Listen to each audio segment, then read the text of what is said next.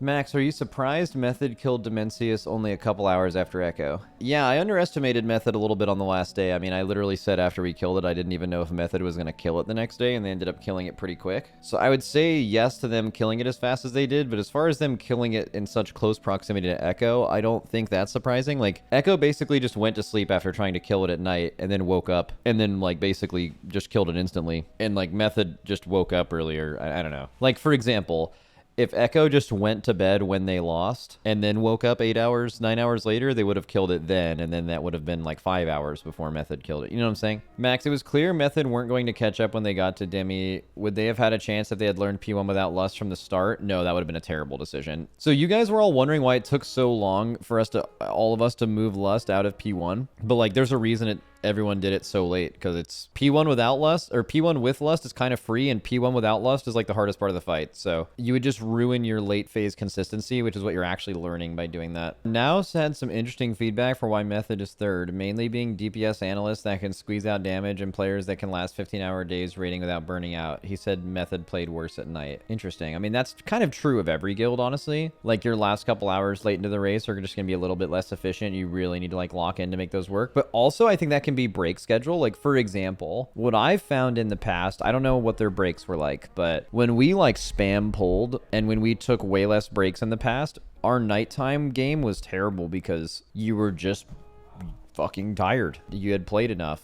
But like, if you take more breaks, you talk about things more rather than just being in combat for 15 hours, you end up extending the amount of time you can play at the highest level. And I think that's probably a little bit variable per guild, but I think that is more of a planning thing. But also, didn't Now like oversleep the raid by 3 hours or something? But yeah, I don't know. I mean, I feel like it's happening again where the race ends and then people are like trying to convince themselves, well, next race it'll be a 3-horse race, or they killed it just a few hours behind Echo. But like, bro, I feel like if you actually watch the race, like, okay, like maybe they were a little bit closer to getting world second, but like, I feel like until Method gets in the lead in the race and then keeps it, I don't even know how you can win unless you can do that. And they've never done it. It's never happened, right? It seemed like going into the end of that boss, they were pretty far behind, regardless of how fast they killed it on the last day when all the pressure was off because they already lost, you know, like that matters. It's just triggering to Echo fans to say that Method was closer to them than they were to Liquid. Yeah, but like, you know, that isn't true. You know what I'm saying? It's just not true. It's just not. Like, Echo is closer to us than they are to Method, and it's so unbelievably not true to say the opposite of that. It's just fake news. Also, I'm gonna say this as well. I think world second matters to Method. And as much as Echo would want to get world second in this scenario, I cannot emphasize enough how much their motivation goes down when they don't get first. Look at it like this. Method would be happy getting second. That would be a success. That would be a rousing success. For Echo to get second, it is a monumental failure. You feel like a failure for 8 months. If they would have killed it on that 0.3% wipe, we would have felt like a failure for 8 months. That difference matters, especially in how you clean up after you lose, for sure. Yeah, but third place would be embarrassing. Echo cares. Yeah, I guess. Like, I mean, I can kind of relate to that. When we lost in Sepulcher, I think we got like world 5th or something. Were we the 5th best guild? No. But like, as soon as you lose, you know you're going to lose. Especially in a race like that, you go home, right? Was it kind of embarrassing to not get second and get 5th? Yeah, people fucking made fun of us for like 8 months.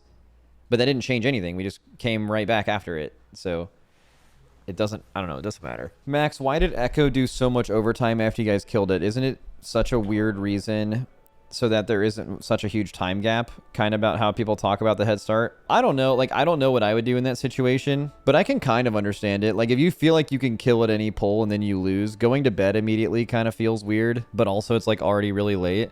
Like, okay, this is not me speaking for them. I'm kind of making a guess here. I hope I don't make anyone mad. I think even though the race is over at that point, and as far as when you can kill a race for like the NA advantage to have the least impact possible, I'm pretty sure killing it on fucking Saturday of the second week is like, I mean, I don't even know if there is a more perfect time to have a race end as far as like all of that shit not mattering. Right? Preach said it was pretty simple. They didn't want to have to raid the next day. Okay, I believe that. But you know what I also believe? I don't know who, but someone there or some of them would have felt a little bit better if they could say like, yeah, we lost, but we lost by 2 hours, and then their fans can like get all up in arms about the advantage stuff. At least in previous tiers, it seemed like that was kind of a motivation. I'm not gonna say that's true of all of them, and I also could be wrong, but I think there's a little bit of that for sure. And I'm not even saying that's bad. Like, maybe if I was in their situation, I would feel the same way. I'm not in their situation, so I don't know. But that being said, though, guys, when we lost, like, we could have, on Fyrak, right? We had, like, a really low wipe, and then they killed it. And then it took us, like, 6 hours to kill it that day. Do you know how hard it is to kill a boss that's that difficult after you've kind of lost all of the motivation of winning? It's almost impossible. It's so hard. It's like, for example, Echo ended up killing it a lot later than us, like 13 hours after or something. Dude, if we didn't kill it, they would have killed it that night. That's how that works, right? But, like, dude, when they killed Fyrak, it took us, like, almost all day to kill it because that motivation is gone. But, like, it being already 2 a.m., so you're fighting people being awake, basically, and the motivation loss, the chances of you killing it that night after losing that late, in my opinion, are, like, almost 0%. Like, I just can't even imagine pulling the boss at 4 a.m. after you've already lost, and then it, like, there's just no fucking way you're gonna kill it. At least in my opinion. Like, I just feel like we wouldn't have been able to kill it, at least. Max, Echo had like 80k views across all their channels at that point. Don't you think they kept going because of the revenue? Oh, actually, that's a really fucking good point. I have not thought about that, but that makes a lot of sense. That actually might just be kind of based and make a lot of sense. That is a very good point. Max, how much breathing room before the enrage did you guys have on the kill? We had like another 5 or 6 seconds before we would have wiped. So we did a lot of damage on that pull. We were pretty ahead.